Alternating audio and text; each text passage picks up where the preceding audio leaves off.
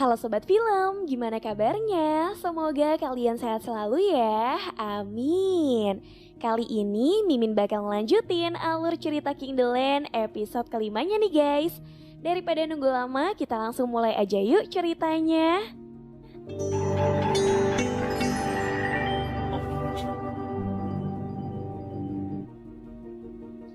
Di episode sebelumnya, Yunam kembali menemui Sarang dan mengucapkan selamat ulang tahun. Namun, Sarang hanya menunjukkan muka datar dan menegaskan kalau mereka sudah putus. Mendengar itu, Yunam berpikir jika Sarang meminta putus karena diajak makan di restoran yang murah. Sarang yang tidak mengerti lagi pikiran si benguk yang seperti anak kecil, ia pun akhirnya pergi.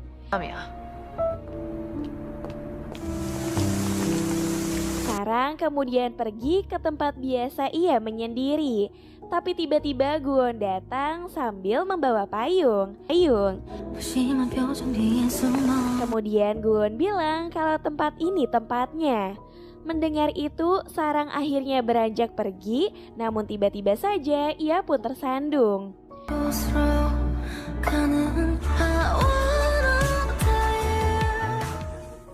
Guwon yang merasa tidak tega meninggalkan Sarang seorang diri, kemudian mengajaknya pulang. Selama di perjalanan, Sarang terlihat begitu sedih sehingga Guwon menyadari jika ia sedang patah hati. Guwon yang melihat Sarang tertidur kemudian memberikan selimut agar tidak kedinginan. Setelah itu ia pun tersenyum sambil melihat wajah pujaan hatinya. Tak lama kemudian, Guwon mampir ke salah satu restoran dan membangunkan Sarang. Setelah itu, ia pun memberikan baju baru dan menyuruhnya untuk ganti.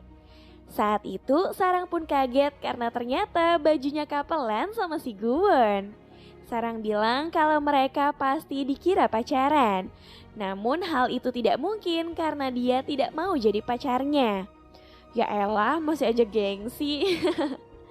Tak lama kemudian pegawai di sana memotret mereka. Dan setelah itu ia pun bilang kalau mereka pasangan yang sangat serasi. Mendengar itu Sarang menegaskan kalau mereka tidak memiliki hubungan apapun. Kemudian Guwon menjelaskan kalau dia hanya asal beli baju dan kebetulan warna bajunya sama. Ia juga bilang kalau baru kali ini ia beli baju untuk orang lain. Mendengar itu, Sarang pun terdiam sebelum akhirnya ia mengucapkan terima kasih. 감사합니다, 본부장님.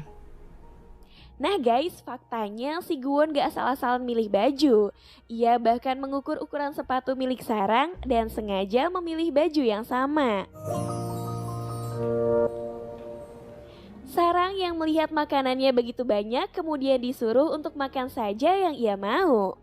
Guwon mengatakan kalau ia tidak tahu makanan apa yang Sarang suka. Maka dari itu ia meminta Sarang untuk memberitahu semua yang ia sukai. Mendengar itu Sarang bertanya kenapa ingin tahu. Guwon beralasan agar dia bisa fokus pada yang ia sukai. Seketika saja Sarang pun terdiam mendengar perkataan itu. Karena hari ini adalah hari ulang tahunnya, Sarang akan membayar makanan ini sekalipun Guwon menolak. Saat mau bayar, Sarang pun kaget karena totalnya mencapai 1 juta won lebih. Namun karena tadi bilang mau nelaktir si Guwon, ia pun terpaksa membayarnya. Untungnya Guwon bukan tipikal cowok yang gak modal. Ia lalu bilang kalau Sarang berhak dijamu pada hari ulang tahunnya. 특권이야. 마음껏 누려. Singkat cerita, mereka akhirnya tiba di rumah Sarang. Sebelum masuk ke dalam, Guwon sempat memberikan kue ulang tahun. Di sini Sarang merasa sangat terharu dan ia pun berterima kasih karena malam ini sudah menemaninya. Ternyata dari tadi si benguk ada di sana. Ia pun kecewa karena menganggap Sarang sudah selingkuh. Dengan pedenya dia mengaku sebagai pacar Sarang, padahal sudah jelas mereka sudah putus. Sarang yang merasa terganggu dengan kehadiran si benguk, ia pun segera menghubungi polisi. Namun HP-nya langsung direbut yang membuat Sarang sangat marah. Sebelum masuk ke dalam, Sarang mengancam akan membunuh si benguk jika berani datang lagi. 너 지금 가면 진짜 끝이야. 진짜 안 봐. Saat akan mengejarnya, Guwon langsung menahannya. Guwon lalu bilang kalau Sarang menangis sedih di hari ulang tahunnya. Dan dia meminta si benguk untuk jangan merusak suasana hatinya karena Guwon sudah susah payah menghiburnya. Namun karena si benguk ini gak mau pergi, Guwon akhirnya mengusirnya dengan cara kekerasan. 알았어. 보자. Tak lama setelah itu, Guwon mengirim pesan mengucapkan selamat ulang tahun. Namun karena pesannya belum dibalas, ia pun langsung menelpon. Sarang lalu mengatakan kalau Guwon harus memberinya waktu untuk membalas. Setelah menghela napas yang cukup panjang, Guwon akhirnya mengucapkan selamat ulang tahun karena tadi ia tidak sempat mengatakannya. Di sini Sarang terlihat senang, begitu juga dengan Guwon yang sangat-sangat senang. Tak lama kemudian, Oh Pyung yang baru tiba di rumah, ia pun terkejut melihat adanya baju dan sepatu baru. Mengetahui kalau itu adalah hadiah, Sarang akhirnya diinterogasi dan ditanya siapa pria yang sudah membelikan baju yang sangat mahal. Sarang menolak memberitahu identitas pria itu dan hanya menjelaskan kalau dia hanya dibelikan baju gara-gara bajunya basah. Kemudian mereka memberitahu kalau pria itu pasti menyukai Sarang, karena kalau tidak mana mungkin dia membelikan baju semahal ini. Mendengar itu, Sarang lalu masuk ke kamar sambil tersenyum. Keesokan harinya, Guwon terlihat sedang rapat dengan dipimpin oleh kakaknya.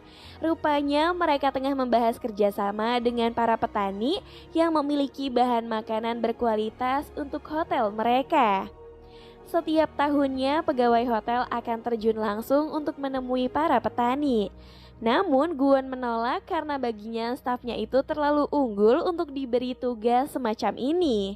Mendengar itu, Guwon mengatakan kalau ini adalah hotelnya dan dialah yang berhak untuk memutuskan. Guwon yang tidak ingin berdebat kemudian mengatakan terserah mau diapakan hotelnya. Namun jangan pernah mengurusi bagian yang menjadi wewenangnya. Tak lama setelah itu, Guwon senyum-senyum sendiri sambil ngeliat fotonya dengan Sarang. Namun tiba-tiba Mosang masuk ke ruangannya yang membuatnya panik. Di sana, Nosang menyarankan agar tidak memulai perang dengan kakaknya karena tadi sudah menghancurkan acara rapat. Namun Guwon mengelak dan menganggap pikiran kakaknya kolot. Meskipun tidak salah untuk membela para staf, namun saat ini Guwon masih belum mempunyai kekuasaan. Dan intinya Guwon harus mengalah untuk menang. Di tengah obrolan itu, Nosang tidak sengaja melihat foto yang tadi disembunyikan di bawah kertas. Alhasil si Nosang langsung mengambil fotonya dan ngira kalau mereka sudah pacaran. Guwon yang salah tingkah kemudian memberitahu kalau dia hanya merayakan hari ulang tahun Sarang. Meski begitu, Nosang tahu betul kalau Guwon menyukai Sarang. Tak lama kemudian, Sarang mengirim pesan mengajaknya bertemu. Awalnya Guwon langsung gercep ngebales kalau dia tidak menolak. Namun ia malah sok-sokan jual mahal dan bilang kalau dia sangat sibuk. Mengetahui itu, Sarang cuma ngebales, oke deh kalau gitu. Karena dibalasnya cuman gitu doang, Guwon kembali mengirim pesan kalau dia bisa meluangkan waktu untuk bertemu. Tapi karena gak dibalas-balas juga, Guwon akhirnya datang menemui Sarang. Guwon lalu bertanya kenapa pesannya tidak dibalas. Sarang menjelaskan kalau dia dilarang main HP saat bekerja. Setelah memberitahu kalau dia tidak sibuk, Sarang kemudian mengajak Guwon bertemu sepulang kerja. Meskipun dari mukanya kelihatan seneng banget, tapi dia tetap gak mau nunjukin ke si Sarang. Selesai bekerja, Sarang langsung menemui Guwon yang sudah menunggunya. Di sana ia pun memberikan hadiah sebagai tanda terima kasihnya untuk hari itu. Melihat Sarang yang buru-buru pergi, Guwon akhirnya mengajak Sarang untuk makan. Kali ini Sarang yang menentukan tempatnya karena dia yang akan membayarnya. Setibanya di sana, Guwon terlihat senang karena baru pertama kali melihat suasana seperti ini. Selain makanannya yang enak, ia juga sampai nambah minuman hingga 2 gelas besar. 또 해주지. Saat akan pulang, Sarang dibuat kaget karena baru pertama kali melihat Guwon tersenyum. Namun ia mengelak dan langsung merubah mimik mukanya. Sementara di sisi lain, Guhwa dikejutkan dengan kedatangan suaminya yang seorang profesor. Tanpa basa-basi busuk, Profesor Yun mengatakan kalau dia menyukai wanita lain dan meminta Guhwa untuk segera menceraikannya. Mendengar itu, Guhwa tidak kaget sama sekali. Bahkan ia tidak melarang suaminya untuk berhubungan dengan wanita lain. Akan tetapi, ia tidak akan menceraikannya sebelum ayahnya memutuskan siapa yang berhak mewarisi seluruh kekayaannya. Di sini suaminya itu hanya diam karena yang berkuasa adalah Guhwa. 하기 전까지 절대 못 떠나. Keesokan harinya, Guhwa meminta adiknya untuk menandatangani surat pekan petani. Meskipun kemarin sudah menolak, namun Guhwa mengatakan kalau para pegawai sangat menyukai uang, mengingat mereka akan dibayar dengan jumlah yang lumayan besar. Setibanya di hotel, Guwon akhirnya membiarkan para staf mengikuti pekan petani. Kemudian manajer King Delaine memberitahu jika malam ini mereka akan mendatangi para petani dan mereka diminta untuk segera menentukan bagian masing-masing. Karena Sarang junior di sana, ia pun ditugaskan untuk pergi menemui petani ginseng. Selain itu, ia diminta untuk berpenampilan yang cantik dan harus memberikan bingkisan secara langsung kepada si petani. Malam itu juga, Sarang akhirnya pergi menaiki bis. Guwon yang baru tahu jika Sarang pergi ke gunung malam hari, ia pun terlihat sangat khawatir. Nosang memberitahu jika Sarang akan tiba di rumah petani jam 7 pagi. Dan setiap harinya para pegawai akan mendapat bonus sebesar 200.000 won. Singkat cerita, Sarang akhirnya tiba di rumah petani. Di sana ia pun disambut oleh seorang wanita tua. Awalnya wanita itu terlihat ramah, namun setelah tahu kalau Sarang bekerja di Hotel King, ia pun menunjukkan sikap ketusnya. Kemudian ia bilang kalau suaminya tidak akan mengkhianati Hotel First Royal. Namun Sarang tetap kekeh ingin memberikan langsung bingkisan yang ia bawa.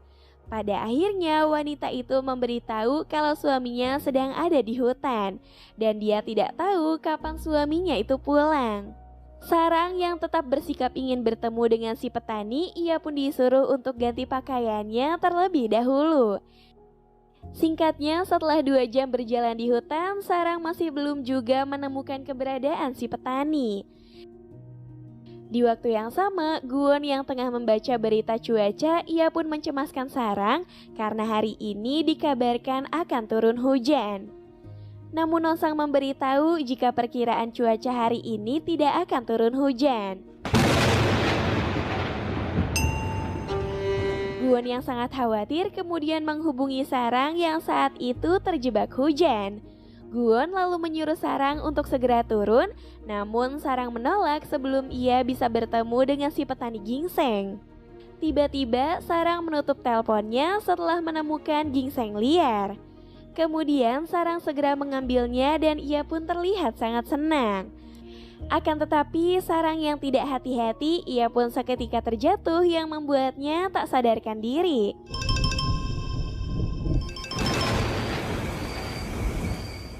Walaupun jurang itu cukup dalam, untungnya Sarang masih bisa selamat meskipun mengalami luka di bagian kaki. Dengan panik, ia pun berteriak meminta tolong. Namun sayang, tak ada seorang pun yang datang. Sarang yang merasa sangat lapar, ia pun akan memakan ginseng yang tadi ia ambil. Tiba-tiba saja terdengar suara helikopter, disusul dengan kemunculan Guwon yang langsung turun menolongnya.